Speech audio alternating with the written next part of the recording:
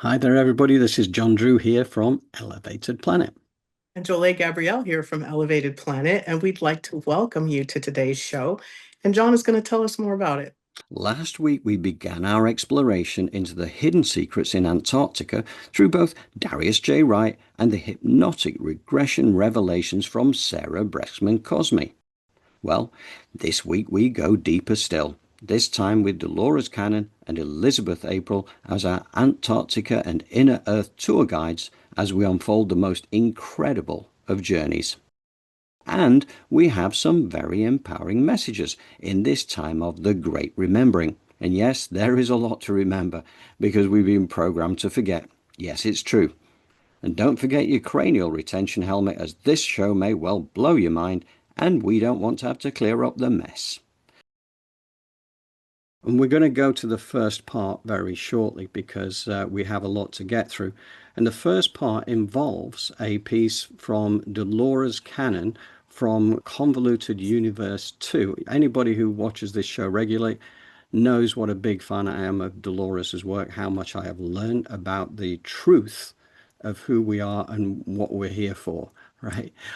So much of it came through Dolores's work. It's brilliant. She was the one who created quantum healing hypnosis technique, which allows people to go into somnambulistic trance where the conscious mind is not in the way and allows them to access whether it's previous lives or information through the subconscious which is not accessible at the physical level. Okay, that is important to realize because when you listen to this, she has got Bob, this is the subject for this one, who is under hypnotic regression, and this is his journey. Okay, so that's first thing to bear in mind. It does go into a 3-minute piece by Elizabeth April directly afterwards, which again sets the scene for another part by Elizabeth. It is fantastic, and what you've got to bear in mind with that, we've already skipped out a bit of Elizabeth's one, and what you have to bear in mind is that she was exploring Antarctica because she'd heard about this fact that there was supposed to be an ice wall, and there's this flat Earth kind of idea that there's a big ice wall around Antarctica. So she thought she would do the remote viewing thing and go and see if she could find the ice wall. That was what began that. Now, she originally went back there between 2010 and 2011 to this military base when she was first doing her remote viewing, way before she was doing anything more publicly, if you like. And she did meet with a hybrid reptilian who could see her.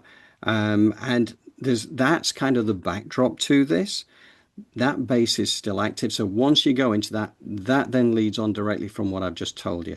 So bear that in mind. What do you reckon, Jolie? Do we hit the button?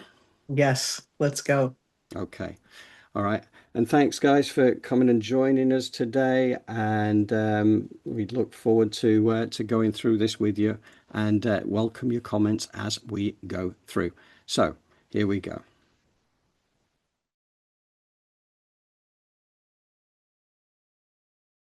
He felt comfortable with her and agreed to allow her to lead him somewhere that would be appropriate. He took her hand and she led him downward through an opening into an underground tunnel. The tunnel unexpectedly came out into an unusual place. We're in this large open-air space, but I can sense that there's a roof above our heads, a much different distance above. It is like being inside a cavern, a very, very large one. It is very nicely lighted. There are trees everywhere. I sense that it is a very gentle place to be. Many very beautiful buildings in all pastel shades. There are trees and lawns and gardens and beautiful flowers and animals running every which way. This is all underground? Yes, yes, yes. It is very well lighted. It seems to radiate from a central sun that can be seen quite easily. It's not the same brightness as our sun on the surface.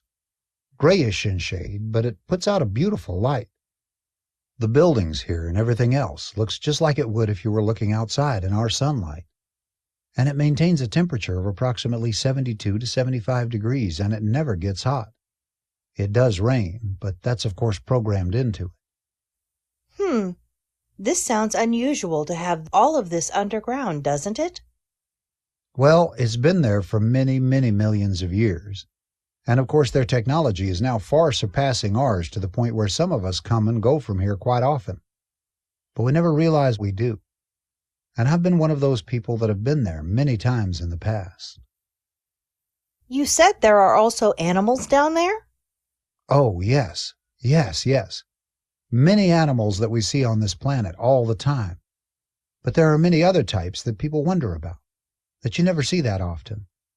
For instance, there's one that is a big swimming animal that they only get glimpses of, a Loch Ness monster type of thing. They come up from underground channels through the earth, and occasionally they swim into them and pop up above ground places, because they can go either way. So there's water down there too? Oh, yes. Actually, there's almost as much water down inside the planet as there is on top. It gets there by flowing through the various fissures through the actual crust of this planet. And some, of course, comes in from the polar openings on both ends of the planet. You said there are cities under there? Yes, everything that you could ever hope to imagine, including one of the greatest computers in the entire universe. Far, far in excess of anything on the surface. What does that look like?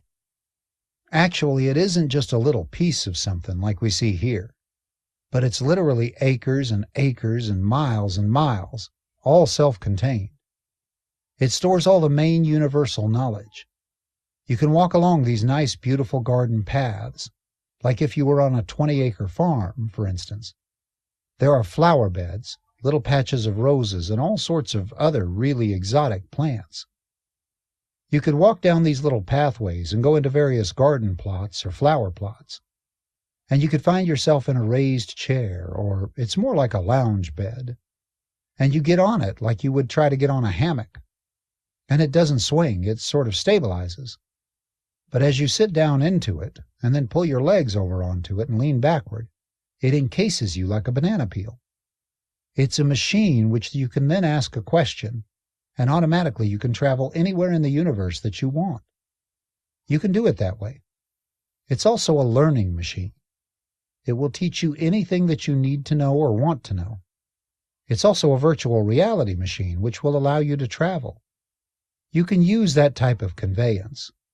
Or if you don't want to use that, we do a more physical body transport. You can go up the little steps into what they call portals, but basically what surface people call stargates. You walk in there, and you can literally transport yourself anywhere in the known universes that you want to go. You take your body with you, and you can also come back. There are also high-speed tunnels interwoven like a spider web where trains will pass through the interior of the Earth at more than 3,000 miles an hour. That's very commonplace. It takes a mere matter of an hour to go someplace. This is only one of the planets in the entire known universes. But it's pretty much generally the case because they're all hollow. Most have civilizations living inside. And we have a continual fleet of interstellar ships that travel between all of these worlds on quite a regular basis. You sometimes see them here, but generally we have these so-called cloaking devices that sort of crop up out of these science fiction movies you people show on the surface television systems, called Kingdom Cloaking Device. All of the ships have them. It is just standard procedure. Why would people want to live underground rather than on the surface? It's safer. There are secondary reasons. You have on planet Earth something that is called the frequency barrier. The frequency barrier is lessening now because you're traveling close to the new frequency change on planet Earth. That's basically what everybody's waiting for. That's why there's so much interest from intergalactic races. We can come here and watch all this happen. Basically, while you can't necessarily see it on your Earth instruments, we're aware of it. And now we can gauge this on our instruments that are much more refined than yours. So we're all waiting, because it's upcoming very shortly. He was speaking of the frequency changes leading up to the creation of the new Earth. But we don't think of the Earth as being hollow because we think there is magma at the center of the Earth. But that's one of those cute little stories they get you to believe on the surface. They tell you all sorts of untruths. Actually, your surface of this planet is 800 miles thick. Underneath that, it's entirely hollow. The sun that we have inside is 600 miles in diameter. It was brought in millions of years back and installed there. But the people who remain here are going to be inside the planet. It's not affected inside. It's only affected on the outside. The 800 miles within that crust is where your planetary magnetism actually comes from. It's not the center. Your volcanoes all come from the friction of rocks sliding back and forth within the frame. The center is very hollow, and of course has the sun, as I've indicated. All other planets are similar to this same construction. So with the friction of the rocks sliding upon each other, this builds your volcanoes. All your volcanoes are subsurface. Maybe a couple of them go down 200 or 300 miles, but they don't go all the way to the center of the planet. Have you had many lives under the planet? I've been inside several times in the course of my lifetimes on this planet. You see, it's different there. Because outside you have lives, or other places you have lives. And inside planets you literally can live forever if you want to. Actually, most of my lives were out and about someplace or another. Other planets? Yes, you move around from one lifetime to another. It's whatever you need to accomplish. The whole universe is just like a super big school. You go from one place to another depending on what you need to learn. Do you stay very long at each place? Whatever length of time you need in order to complete your lesson or whatever you're working on, your project. And don't forget, some of us are millions of years old. We live forever, technically.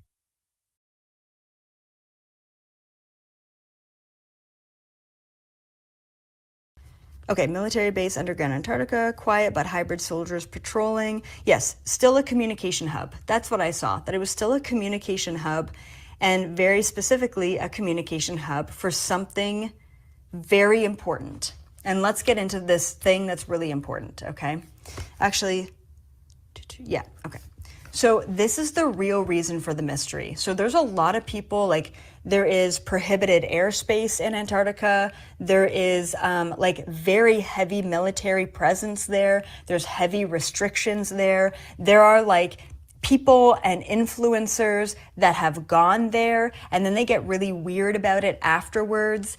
And I know why, okay? And unfortunately, all of the mystery and all of the intrigue and all of the sort of restrictions and limitations, it fuels the ice wall theory. It fuels the flat earth theory.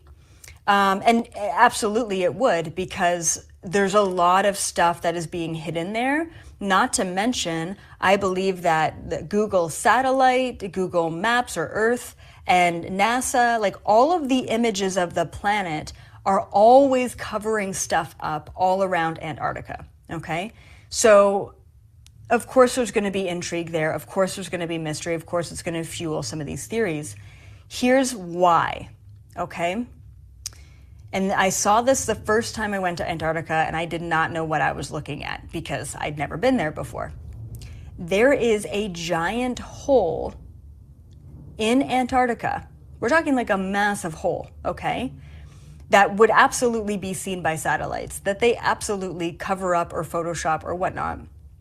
And the military base is actually right beside this hole, okay? So what is the hole and where does it go? This hole goes deep, deep, deep underground, and then it emerges to a giant, essentially hollow earth or inner earth civilization and community. Like, it's wild under there. Like, it actually looks like a tropical rainforest, right? Like, how is that even possible? They have a, I don't know if I want to call it like a manufactured sun down there, but they have their own light source that fuels the whole ecosystem. There's a giant ecosystem down there. It feels like it's above ground, but it's absolutely not. And then there are beings down there. There are many, many, many different beings down there. And I got to go into it because this video is going to be more about inner earth. I should probably change the title now that I think about it. Okay, I'm just going to read from my notes for a second because I want to get all the points. So the real reason for the mystery in Antarctica is the hiding the hole, right? Hiding the entrance to the inner Earth civilization, preventing people from entering or people from leaving. So, fascinating stuff. And what I love about this, and you'll see more of this as we get deeper into Elizabeth's piece here, but the amount of information that corroborates from one person to the next, to the next, to the next, that they are not at odds with each other at all, that they are talking about exactly the same thing independently. And that's important, right, from a credibility point of view, because this is so far beyond the mainstream version that we have been spoon-fed as reality for our lifetimes. Okay. So I completely understand that many people would see this as deluded nonsense. But I think a lot of people who actually watch our channel, their minds are open, right? That's the reason why you're watching. And some of you may have looked at this in the past and kind of gone to understand this now. And I find it's really powerful to really take this on board.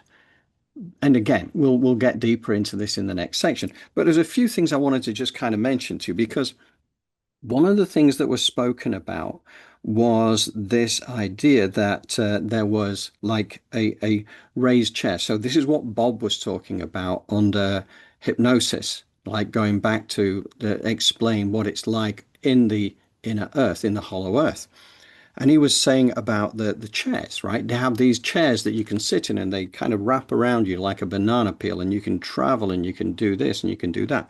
Now, interestingly, now again, for those who've been with us a while, you'll have been through all this already, but Transylvanian Sunrise, Radu Cinema is a brilliant author of factual books that began because of the revelations going back to 2003, when ground penetrating radar became way more advanced and they realized that there was a hidden chamber inside the Bucegi Mountains in Transylvania in Romania. And there was no access point to it, so they had to create an access point. But the US military wanted to work with the Romanians because obviously it was in Romanian territory, and coincidentally they let them into NATO at the same time as one of the reasons why they were able to do this. Of course, this was top secret and hush hush. But anyway, they buried deep into the mountain where they could see this cavern was. And interestingly, there's a sphinx there as well. There's right, in fact, what you see on the front of that cover there, that is known as the Romanian Sphinx, right at the site where they, like next to where they were excavating, coincidentally. Okay, because when they went in, they discovered in this chamber, and it was protected. It was protected as a frequency protection. Okay, because the first three soldiers who went in there, who were told not to, but they did it because they were just too excited about getting through, they died instantly because their frequency did not match the frequency of the chamber they were going into. Now, the guy who was leading the expedition, he understood all these kind of things, and he tried to prevent anybody from doing that. He was able to go in and reset it because, again, he was a hugely high vibrational kind of guy. And what was there was like a holographic projector room where, and again, it was guessed to be no less than 50,000 years old. It was built by beings who were obviously bigger than humans, but they had various things that you could go and interrogate this holographic projection, and it would give you the real history of life. So they weren't allowed to share that because the Americans kept a lid on everything. The Romanians themselves were actually trying to share information, which is why these books even exist, right? But they were limited in what they could say. But they actually saw the true history of humanity, which bears no resemblance to your history books at all. Forget them all. But within this other book by Radu Cinema, okay, is the etheric crystal. Because one of the things about Transylvanian Sunrise, it also revealed there were 3 tunnels that came off from that holographic projector room. One tunnel came up in Tibet. The other tunnel came up on the Giza Plateau, okay? And the third one went deep into inner Earth, and there were expeditions down into inner Earth. So we know that connections have been made with governments. And in fact, in this book, Radu actually does give us more information about it. He talks about a number of civilizations that he's met while he's been down there, and he describes a chair that they came at. Actually, there was a tunnel that went in under Baghdad, Iraq, which was one of the things the Americans knew before they'd gone in there as well in 2003 or whatever it was that they went into to Iraq, because they wanted access to that chamber as well, because within that was this ancient advanced technology, which included the chair. This was kind of what it looked like. And it was made for beings who were bigger than humans, okay? But what they did then is that they recreated it. They recreated it, they reverse engineered it, and spent a lot of time going through the science. And this book has loads on the science that sits behind it and why it works and how it works. He also connected with in the underground world with beings from Sirius. Okay, so bear that in mind when you get to that next section. And there were also not just those, but there were others as well. Is it Anshaw? Anyway, it'll come back to me. But again, these books are really recommended because they are fascinating and they take you to a completely different world. But what it is totally backing up what we're hearing here from a variety of other people. Interestingly as well, I think I always go back to, again, this book. I mean, it's all juggling books now, isn't it? But The Hypnotist's Journey to Avalon. The Templar Knights, we know from there, were hiding artifacts deep into the tunnel networks in the earth. Now, who's aware of tunnel networks within the earth? I certainly wasn't. If I go back maybe 3 years ago, before I started digging deeper under the surface, literally.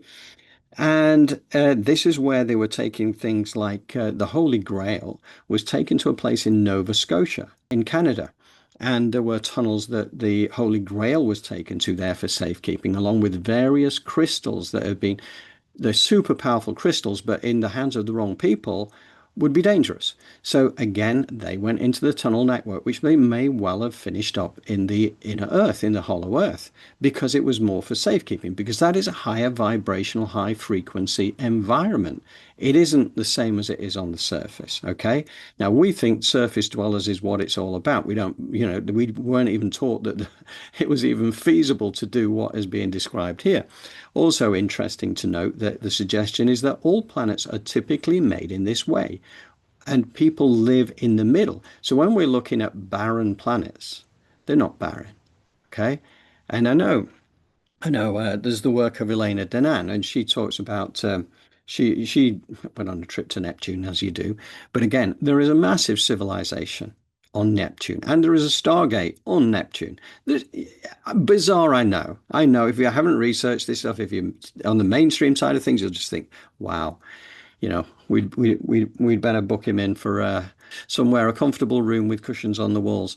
It's all about this subterranean existence. Also, Admiral Byrd, again, we did a program on him, or a show on him, maybe about 3 years ago. In 1947, he accessed the Crystal City, as he called it, through the North Pole. All his information, which he wrote down, he was never allowed to release. But once he died, then that information became available and shared with his family, and it's been leaked out all over the place. So again, it sounds like nonsense, but he was given a very specific message by the beings about living in harmony and balance on the planet, for instance. Okay.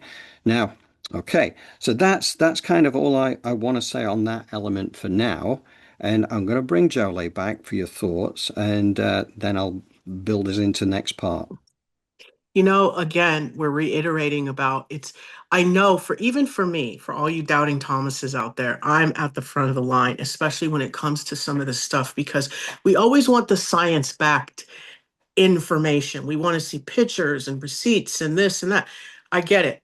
But at the same time, we've been lied to. Things have been covered up. And this keeps coming up time and time again when we rip the covers off of things. And now here we are with the truth. And for some reason, we trot right back over it, back into darkness. But this time, it's very clear that there's something going on this earth plane that's greater than what we know and have been taught. We've been dumbed down. So if Mother Earth is holding these secrets and these tunnels and these places of magic, you're made of the same stuff. you know? And so it's such a wonderful experience to remember who you are and to go about this journey, taking the time to reactivate and activate the God within you, that God energy. And that's kind of what it's about. We do have our own physical 3D world that we live in, and no one's asking you to forget about that or to go off grid. I mean, that is a choice. Nevertheless, you can still live amongst this energy and bring your light. And that's what the activation and returning to your greatness and who you are is so important, is because the collective is going to be, we can all raise our frequency and vibration is what I'm trying to say, but it starts with us. It starts within. So take this trip and this journey of remembering. She said we need to, well, I guess we haven't gotten there yet, but you'll see Elizabeth April as she unpacks, and she gives you the languaging around how to embody that. So it's exciting. It is. It is. And in fact, as you were saying that, really made me think. And I just reached for this book again, the Radio Cinema Uh-huh. Etheric Crystal, because there is a passage that I'd already highlighted when I was reading this maybe a year or so ago, talking to exactly that point that you make about this spirituality versus science. Okay. And he's written a passage here, which I thought I had read it earlier. And I thought, it would be a good one to read. And since you just led me directly into it, Jolly, thank you. Here it says, at a certain degree of development and technological advancement, science is coupled with spirituality. At that level, things seem to be normal for a common man because, prior to that, he is not able to understand their real meaning. He does not understand the principles, causes, modalities by which information becomes accessible or is used and transmitted. What he considered and then be science fiction or an impossible proves to be fully possible and real. Here it is necessary to change the paradigm of thought, without which we will remain prisoners of primitive and very limited conceptions. That's one of the things that really struck me as being something that was in line with that. And it kind of also talks again to the moon alchemy sort of stuff that we're doing, right? Because Right. you have to understand that we have these superpowers, and it comes back to emotions, and it comes back to immersing ourselves in the wish fulfilled, but it's all part of the mix of science and spirituality together is what it's really all about. Yes, absolutely. And even when it comes to you, you ask for intuition and guidance and look for the earth plane or for the earth to kind of guide you. It works that way, as above, so below. And it works the same way with everything in the universe. So once we get into that flow, it is so helpful. Synergies just start happening. So that's why John and I are here, and that's why the moon alchemy exists, is to get us in rhythm. That is one of the laws of the universe, is to be in rhythm with the flow of Mother Earth and the collective. And so that's one of the reasons why it's important for us to bring our best selves into the collective at times, meaning work and where there's people around, because there's just there's a lot of good happening and we want more of that. And the focus on the negative is just that, it's a distraction, nothing more. What is really happening in our world is beauty, is joy, is laughter, is connectivity, is love. That is what our world is made of. That is where we begin to remember we love each other, we're compassionate, we forgive. Those types of things help us raise that frequency and vibration. And then where are we? Our lives are filled with unspeakable beauty. Well said, Jolie. I'll back that 100%. Thank you. Yes. Should we go into part two now? Yes. Okay.